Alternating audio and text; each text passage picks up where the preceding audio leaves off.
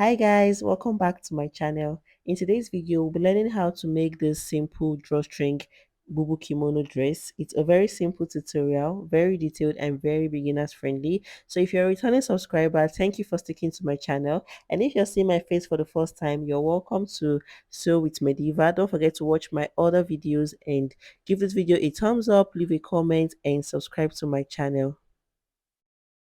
So these are the fabrics we'll be working with in this tutorial. So it's Ankara fabric. I have two different designs as you can see, and they're about 1 yard each. 1 yard for each of the fabric. I have my tape rule, my ruler, my scissors, and my chalk. So let's go ahead now to fold our fabrics. So the first thing to do is to fold the fabrics into two equal parts, just as you can see me doing in the video. Fold it into two this way. Make sure all the sides are equal after folding. Then after folding, I have about 18 inches on fold. I have 18 inches on fold for the first fabric. So I'll go ahead and fold the other fabric into two also.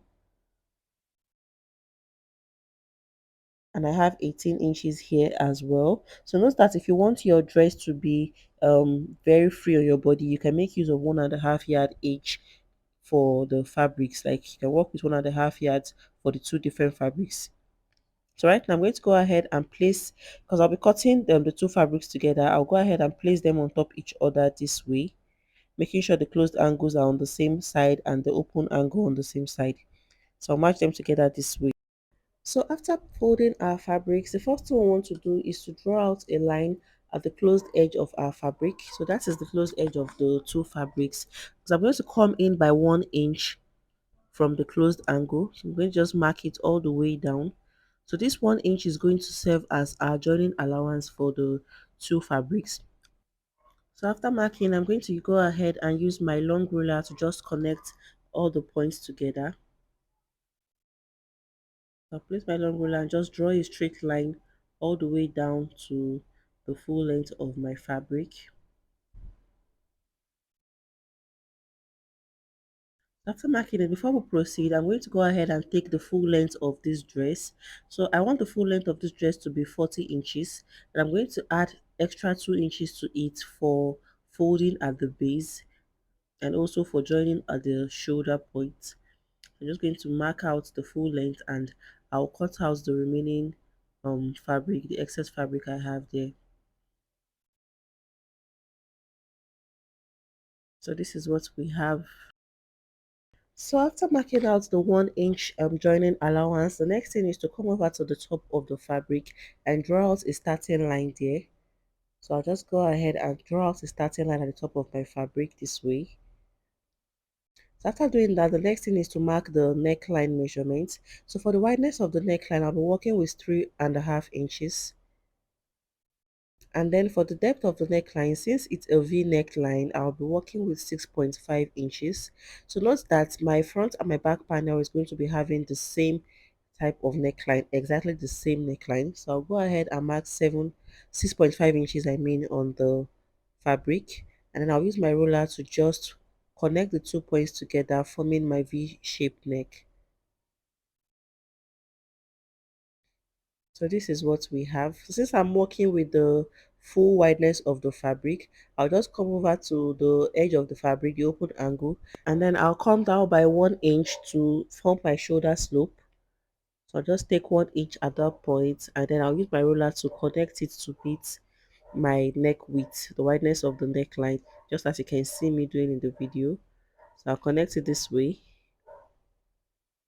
So from these points that I marked, I'm going to come down by my round armhole measurements divided by 2, which is 9 inches. And then I'll go ahead to add extra 1 inch for ease and 1 inch for seam allowance, making 11 inches. So I'll just mark 11 inches there.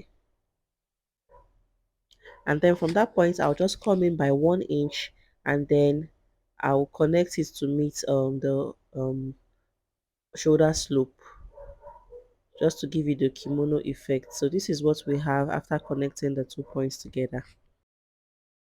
So I'll come over to this armhole opening now and come in by 1.5 inches.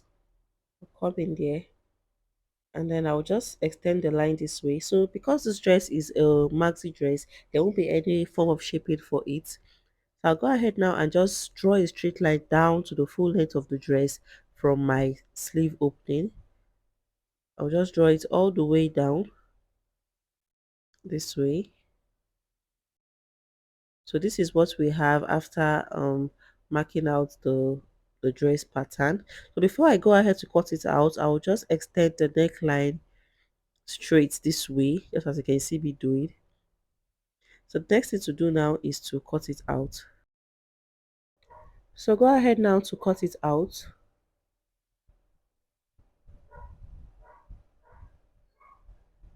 So before I cut out this point, I'm going to go ahead and form a bit of curve at that edge just to make it neat when I finish sewing it. So I'll cut it all the way down this way. So after cutting out, this is what we have. This is what it looks like. So right now I'm going to rip the center front open for the both fabrics. Remember that we'll be using the two different fabrics as a form of a mixed pattern for this dress. So I'll go ahead to cut it out. So I'll have two pieces of each fabric. I'll cut out the second one. I'll cut the center front open as well before I start to join the pieces of fabrics. So guys, after opening up, this is what we have. So we'll be mixing the two different prints for the front and the back panel. So I'm just going to mix the two different prints for the front panel and for the back panel as well. So this is what we will have after joining the pieces of fabrics together. This is what it's going to look like in front and at the back. So you can see the 1 inch I left there for the joining allowance. So when I join the two pieces together, the V-shaped neckline is going to come out properly. So right now I'm going to place them right sides facing each other. I'll place it this way. And then using my 1 inch joining allowance that I left while drafting it out, I'm going to take it to my sewing machine and stitch it all the way down. Stitch it all the way down. So when I'm done doing for the front panel, I'll do the same thing for the back panel. I'll match them facing each other this way and stitch it all the way down. So when I'm done doing that, I'll show you guys the next thing to do. So after joining the fabrics together, this is what we have. This is what it looks like. You can see how beautiful the mix is looking. You can see how it looks. So this is the back panel also. So we have the same thing for the front and the back panel. So I'm going to flip the front panel to the wrong side this way. I'll flip it this way. And then I'll just go ahead to open up the seam allowance, and then I'll use my iron to just make it flat. I'll iron it out just to make it very flat. And then when I'm done ironing, I'm going to go ahead and stitch it all the way down. Like I'm going to close up this seam allowance. This is going to be a drawstring casing. I'll close it up all the way down because this is the point where our fabric straps will be passing through. So when I'm done doing that, I'll show you guys what it looks like. So before I go ahead to stitch down the seam allowance, I'll first of all fold in the base of my fabric. This is because if I fold in after sewing down, it's going to block the opening at the base. So I'm just going to rip the joining allowance open a bit, and then I'll fold in by 1/2 inch twice and sew it all the way down. Then when I'm done doing that, I'll go ahead to just close up the fabric. I hope you guys understand why I'm doing this. So I'll repeat the same thing for the back panel. I'll also fold the base, and then when I'm done stitching down, I'll show you guys. So after stitching down the joining allowance in front, this is what we have. This is what it looks like. So I used a matching thread so you can barely see the seam. So this is what it looks like on the wrong side. So I have the upper part and the lower part opened to pass my drawstring. So I also folded in the base just like I said earlier, and this is what we have. So the next thing now is to cut out facing for the neckline of our dress. So to cut out the facing, I have this fabric here that I'll be working with. So I'll go ahead and place my neckline on the fabric this way, and then I'll use my chalk to just trace out exactly the same neckline I have on my dress on the to the fabric, just as you can see me doing in the video. I'll trace out the neckline this way. So after doing that, I'll just form my shoulder slant this way, and then I'll use about 1 inch allowance. I'll just follow what I'm doing in the video. We'll just draw it another 1 inch allowance for the neckline. So those I'll be cutting out 2 pieces of this neckline for the front and the back panel. So after cutting out the neckline facing, this is what we have. Notice that I have 2 pieces of this for the front and the back panel. So right now I'll place the right sides facing each other on my neckline. So you can see how it fits perfectly into the neckline. And then I'll take it to my sewing machine and stitch it all the way down using 1/2 inch. And when I'm done stitching, I would form small notch. I'll form notches all around it. Then I'll use it to turn it over and then fold it in on the other side and stitch it all the way down. So I'll repeat the same thing for the back panel, and when I'm done doing that, I'll show you guys what it looks like. So after turning over the neckline with the facing, this is what it looks like. So this is the wrong side. You can see how neat it came out, and this is the back panel as well. So the next thing we want to do now, before we join the pieces of fabrics together, I'll be finishing up the sleeve opening. So because I don't want to truncate the length of my sleeve, I would have just gone ahead to fold it, but I'll be using another fabric to turn it over because I don't want to truncate the length of the sleeve I have here. So I'll stitch it all the way down and use it to turn it over just like I did with the neckline. I'll turn it over. I'll do the same thing for all the other sleeve opening. And when I'm done doing that, I will show you guys what it looks like. So after turning over the armhole opening, this is what it looks like. So I did it for all the armhole openings. So the next thing to do is to join the front and the back panels together. So I'm going to go ahead and place them right sides facing each other this way. So I'll make sure I match them facing each other properly. Match them carefully this way.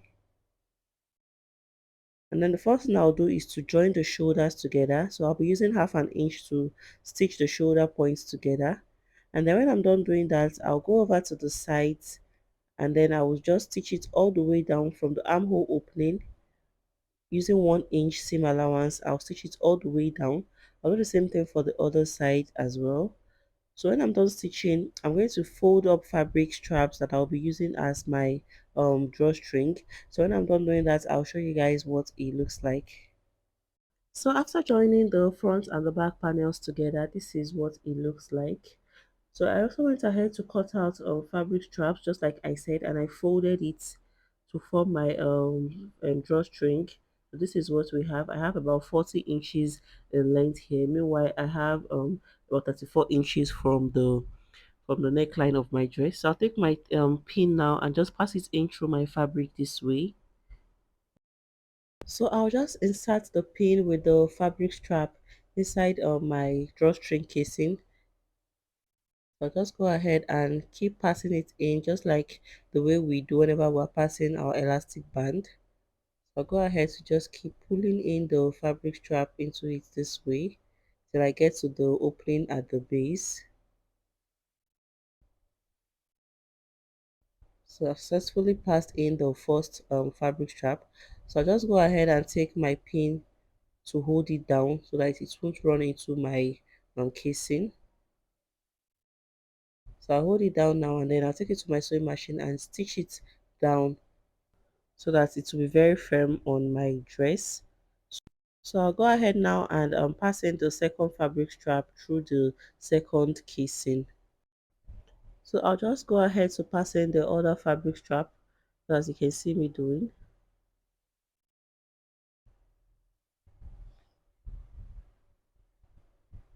So I'll use my pin to secure it down as well. And then I'll take it to my sewing machine and just stitch it down at that point. So after passing the fabric straps through the casing, this is what we have. So to form the ruched effect, you just go ahead and pull out the fabric straps this way in front. So you would have something that looks like this when you ruche it. And then when it gets to your desired length, you go ahead now to tie it at the base. And then your bubu dress is ready to wear. So you can wear this dress as a bubu dress or you can wear it as a ruched dress. So guys, this is the end of the video for today. Don't forget to give it a thumbs up, leave a comment, subscribe to my channel. So this is what it will look like when you wear it as a ruched bubu. So guys, you can see how simple this video is and how easy it is to make. Don't forget to give it a thumbs up, leave a comment, subscribe to my channel, and then I'll see you guys in my next video. Bye.